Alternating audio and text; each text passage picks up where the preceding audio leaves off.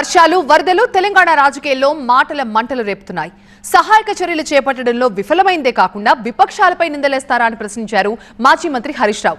అయితే క్లిష్ట పరిస్థితుల్లో కలిసి రావాల్సింది పోయి వరదల్లోనూ ఇలా రాజకీయాలు చేయడం ఏంటని సీఎం రేవంత్ రెడ్డి మండిపడ్డారు. ఇద్దరి మధ్య డైలాగ్ వారు ఇప్పుడు చూద్దాం. 74 ఏళ్లున్న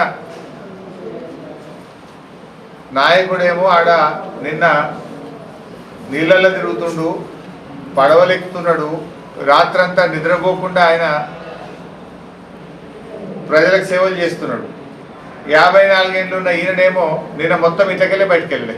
హెవీ టు హెవీ రెయిన్స్ పడతాయని రెడ్ అలర్ట్ కూడా వాతావరణ శాఖ ప్రకటించిన తర్వాత నువ్వు ముందుగా ఎన్డీఆర్ఎఫ్ బృందాలు పెట్టుకోవడంలో కానీ,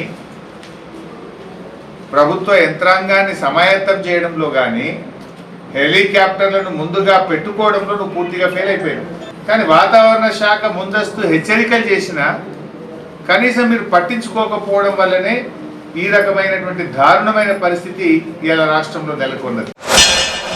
ఈరోజు చంద్రశేఖరరావు గారు ప్రధాన ప్రతిపక్ష నాయకుడుగా పక్క రాష్ట్రంలో కూడా ప్రధాన ప్రతిపక్ష నాయకుడు ప్రజల దగ్గర తిరుగుతున్నాడు. మా షర్మిల గారు గతంలో వర్షాలు వస్తే పక్క రాష్ట్రంలో ప్రజల దగ్గరికి వెళ్ళింది. ఈరోజు నిజంగానే ప్రజలు ఇంత విపత్కర పరిస్థితులు ఎదుర్కొంటున్నాయని బీఆర్ఎస్ భావించినప్పుడు ప్రధాన ప్రతిపక్ష నాయకుడు ప్రభుత్వానికంటే ముందు ప్రజల దగ్గరికి వెళ్ళాలి. ప్రభుత్వాన్ని నిలదీసినా పర్వాలేదు ప్రజా సమస్యల పరిష్కారంలో భాగంగా.